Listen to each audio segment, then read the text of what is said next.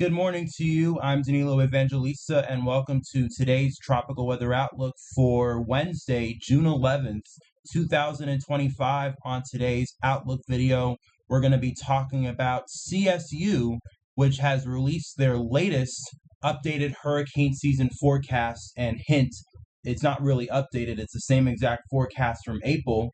But CSU released their forecast today, and they are still calling for an above normal hurricane season in the Atlantic. So let's start off with that, taking a look at Philip Klotzbach's Twitter feed, because that's where he posted his CSU forecast today. And by the way, Philip Klotzbach is the head forecaster at Colorado State University, which puts out these forecasts every single year in April, and then they do one in June. And then they'll do another forecast in July. But the latest forecast from the Atlantic hurricane season continues to call for an above normal season: 17 9 storms, 9 hurricanes, and 4 major hurricanes. The primary factors they cite off relatively warm Atlantic, and as I've been mentioning, the absence of El Nino. No El Nino to suppress the hurricane season. And really quickly, you can see that very well in the latest sea surface temperature anomaly pattern as of the latest NOAA Coral Reef Watch map, updated as of yesterday. This map is always a day behind, but you can see the prime factors that they mentioned. Look at how warm the Atlantic is, especially in the eastern MDR. Definitely running warmer than normal for the most part. And I said that it was gonna warm up and be above normal, and it is. Especially the Caribbean and Gulf of Mexico and off the southeast coast, and the Atlantic in general is very, very warm. Compare that to a cooler Pacific. No El Nino out here. We have an ENSO neutral condition set up, and we also have the generally cooler setup across the northern Pacific associated with the negative PDO. So in general, the Pacific, I mean, if you just look at them side by side, it is pretty easy to say that the Atlantic is generally warmer than the Pacific. And obviously that is not really reflecting in activity right now, because the Eastern Pacific is a flurry of activity with actual development. Still nothing yet occurring in the Atlantic, but at least when this comes to the setup, it generally says that at least by the time we get to the peak of the hurricane season, you would assume that the Atlantic would probably be more favorable than the Pacific, and that's what counts, because the Atlantic is generally the most active during the peak of the hurricane season. And looking through the CSU forecast, I'm going to mention a few interesting things that I found from their forecasts, and that includes the analogs that they associated with their hurricane forecast for this year, or at least for their June update. And what is analogs, by the way, if you ask? That is pretty much years that CSU was able to find that best match us or closely associate with the factors that we see for this year. And looking at the list, some of these years, already looking at off the top of them: 1996, 1999, 2021 was an active year. We had Hurricane Ida, and we also had a long track Hurricane Sam that year. And 2021 overall was generally very active. We had 21 named storms, but years like 1999, 1996, both hyperactive hurricane seasons. 2008 was also a big year. We had Hurricane Ike, and I'll actually show you all these years in just a moment, but they also have a map that they compiled of all of the hurricane seasons that they have as their analogs, kind of averaged out and kind of averaged together. And the general setup is somewhat warmer than normal Atlantic, and definitely a cooler than normal Pacific. And let's see how that actually lines up. This is their map of analogs for the global sea surface temperature anomalies. Let's see how that lines up with what the forecast for sea surface temperature anomalies is this year. And this is courtesy of the NMME from Tropical Tidbits. And I'd say it's not a bad match. It's like slightly cooler in the analogs map for the Atlantic, and the NMME is slightly warmer, especially in the subtropics. But at least in the Pacific, we generally have a cooler than normal sea surface temperature pattern set up there. So I think that matches pretty well. And we'll see if the CSU forecast is right for this hurricane season. But I also do want to point out some very interesting things from their forecast. And by the way, this is the latest, this is pretty much a list of all the past years um, with their ENSO events. And one thing I want to point out, 1996, one of the analogs that they have for this year, 1996. Again, it was a hyperactive hurricane season. Had nine hurricanes and six majors, with an ACE of 166. Years like 1996, 1996 was a cool neutral. In fact, for the ASO, they were a cool neutral, borderline La Nina, but the bottom line is that they were cool neutral. And going back to the forecasts for the sea surface temperature anomalies for this year, that's pretty much what we have this year, is a cool neutral forecast. So I find that interesting, as well as 2008, at least during the ASO peak of the hurricane season, was also cool neutral. And it did end up transitioning to weak La Nina later on in the year. But at least during the peak of the hurricane season, 2008 was cool neutral. And again, similar setup to what the forecasts are, at least by the peak for this hurricane season. And really quickly, just kind of going through these years, 1996, one of the analogs, and then we're going to go in order of all the CSU analogs. 1996, once again, very active hurricane season, 9 hurricanes, 6 majors, and just to show you the track map of what happened in 96, we had a pretty big year, especially for the Carolinas. We had storms like Hurricane Fran, and Hurricane Bonnie, which was a major hurricane in July. So that is an interesting sort of tidbit. Obviously, doesn't mean we're going to get a major hurricane in July this year, but 6 major hurricanes, that's quite active, if you ask me. And then 1999, pretty infamous year as well. We had Hurricane Floyd, which was a big East Coast storm. We also had Hurricane Brett, which was a South Texas major hurricane landfall. And also infamous Wrong Way Lenny, that November major hurricane that tracked eastward in the Caribbean and impacted the northeastern Caribbean islands. That also happened in 1999. So there you go. And then 2008, very big year as well. We had 16 storms, 8 hurricanes, and 5 majors. So a pretty decently above normal season. And let's see what the ACE forecast is, or what the ACE was for 2008. 145. So definitely above normal. And what are some of the storms we had in 2008? We had Hurricane Gustav, and especially Hurricane Ike in 2008, and among other storms that were also pretty impactful. And 2008, 1,000 fatalities, and a pretty damaging season.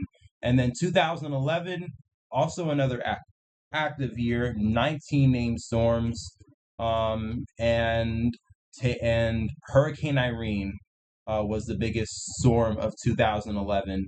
And then finally 2021, which was very recently, we had Hurricane Ida. And just to rehash how many storms we had, 21 storms, 7 hurricanes, and 4 majors. So pretty active, especially with the named storms. And we had Hurricane Ida. We also had Grace in the Bay of Campeche, and we also had a lot of other more minor, but still, we had a lot of other impacts that year to the United States. What I'm trying to point out to you is all of these years that CSU has as their analogs are all big hurricane seasons. They're not 2005 level or 2017 or 2020 level seasons, but they're all very active. And that pretty much just goes to show, I think, the setup, and I said this, and it's also in my own forecast that I did back on June 1st, which was 11 days ago. We're already 11 days into the hurricane season. I also said we're going to have an active hurricane season, and probably a pretty high impact season. And going and sifting through these analogs, you do see a pretty common theme of above normal and pretty high impact. So makes perfect sense that the CSU is going above normal, and all of these years were above normal and pretty high impact. So if that has any implication for this year, it means that this will probably be a year that you can't let your guard down. And as I've been saying, this year is probably going to be nothing but pretty active. And I wouldn't be surprised if we have lots of impacts for this year. But so far, at least as of right now in the Atlantic, I'll show you the Eastern Pacific in a moment, but right now in the Atlantic Basin, nothing expected over the next week. Typical for June, nothing to worry about, at least for now in the tropics. So now is the time to start getting ready, get your hurricane plan, and start thinking about hurricane season if you've not already done so. I mean, it is already hurricane season, so you should be, especially if you're along the coast, and that includes any coastline, including the Northeast too. We're not out of the woods. We don't get impacts maybe as often as the Gulf Coast does, but you guys, we still gotta be prepared and get our hurricane plan ready. Also get items that you might need for hurricane season. So when you are in the direct line of fire, you are prepared and you're not scrambling. As I always say, and it's pretty much going to be my motto for this year. Luck always favored, or luck always favors the prepared. Remember that, ingrain it in your brain. It's probably one of the most important things you will always remember when it comes to hurricane season. But nothing, at least in the Atlantic right now. All of the activity is in the East Pac. We have two new areas of interests in the Pacific. We also have post-tropical cyclone Cosme, and we also had Barbara, which completely dissipated. It's now completely off the National Hurricane Center map, but Cosme we have, which is a post-tropical cyclone now, so Cosme also dissipated too. But we still have more activity to come in the Eastern Pacific. We have another area of interest. This is also now an Invest, by the way. This is Invest 93E, which I'll show you in just a moment on the satellite. But it has a high chance of development, so we're likely to get another named storm, maybe even two, since we have another new area of interest behind that. And I think this was added to the map. Not sure if it was last night or this morning, but we have another area of interest now to track, and this is also southwest of Mexico. The good news is, for whatever does happen, we'll once again probably track to the general northwest and stay off the coast of Mexico. So anyone watching in Mexico, probably good, at least when it comes to impacts for the next week or so, at least direct impacts from tropical systems. But once again, it's hurricane season, so never let your guard down. But for now, all the activity remains in the Eastern Pacific, and I'll show you a satellite image right now of what's going on in the Eastern Pacific. You can still see lots of cloud cover remains, lots of convective activity, and 93 somewhere in here. And it's definitely not organized right now. Obviously, it's not a tropical depression, but it's probably going to become a tropical depression over the next several days as it moves to the west-northwest. And back to the west here, you could see the remnant clouds of Cosme and Barbara, completely devoid of all convection, and they're pretty much now shells or skeletons of what they once were. And they're going to continue to drift off to the west-northwest before eventually the vortices or the vortex of these two systems die out and perish, never to be seen again. And you could see the 850 millibar vorticity, and you can actually see the shell of Barbara and Cosme, and they're both kind of fizzling out right now.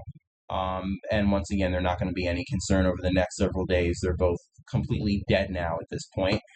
And you could also see, though, back to the east here, more energy south of Mexico, and this is probably associated with 93E, or at least some of it is, and this is going to bundle over the next few days as it heads off to the west-northwest, and it'll probably become our next tropical system here in the East Pac, our fourth named storm, I think. And meanwhile, in the Atlantic, you could just see it's bone dry, completely dead, nothing to monitor at all in the Atlantic for right now.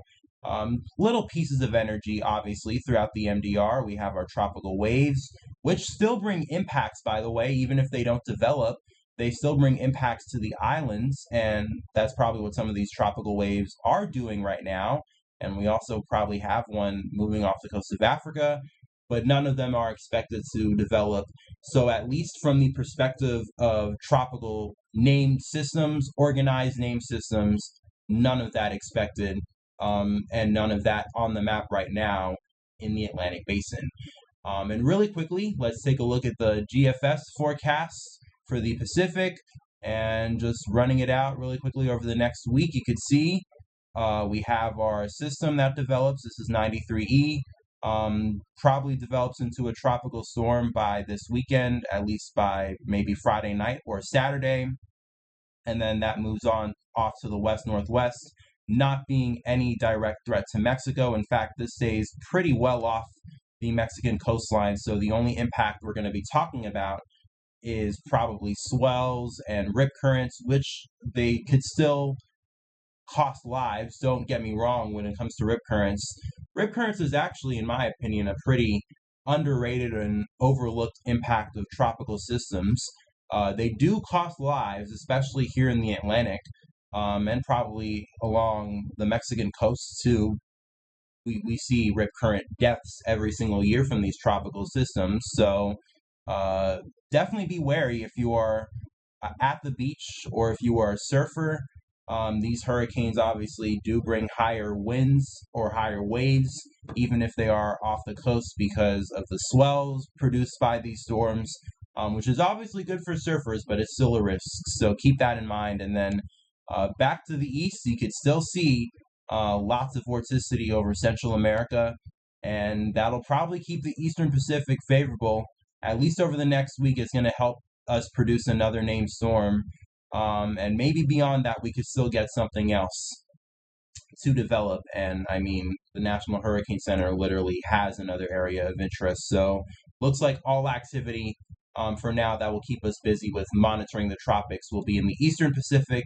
And on the other hand, looking at the Atlantic over the next 7 days, literally nothing. I mean, there's this small area of vorticity that the GFS tries to show developing, but it's the GFS and it's in the Caribbean, and we know how the GFS is with Caribbean developments, and because pretty much no other model shows it. But in terms of anything organized, developing beyond that, nothing over the next week. So still things remain quiet in the Atlantic for now, but it looks like we're going to have an above normal hurricane season for this year, at least if you believe CSU's forecast that they released today. So I'm pretty sure that'll probably change pretty quickly, especially over the next few weeks, especially once again as we get towards August and September, which are the peak months of the hurricane season. We're still ways away from that, so even if we don't have much right now, trust me, that will change within the next few weeks. But for now, everything remains quiet, and anything that we do have is in the Eastern Pacific, and there's also some other stuff too in the Western Pacific, and maybe we'll go over that tomorrow. But for now, at least in terms of Atlantic interests, nothing major, and it looks to stay that way, at least for the foreseeable future. So we're going to end it off for today's weather discussion or tropical weather outlook. If you enjoy what you saw today, and if you thought it was informative at all, I would really appreciate if you like this video. Comment any thoughts you have below, comment any questions you might have, especially related to the CSU forecast. I'll certainly be happy to answer any questions you have. With that being said, enjoy the rest of your day. Stay safe. Peace, love, and kindness to you all. I will talk again with you tomorrow.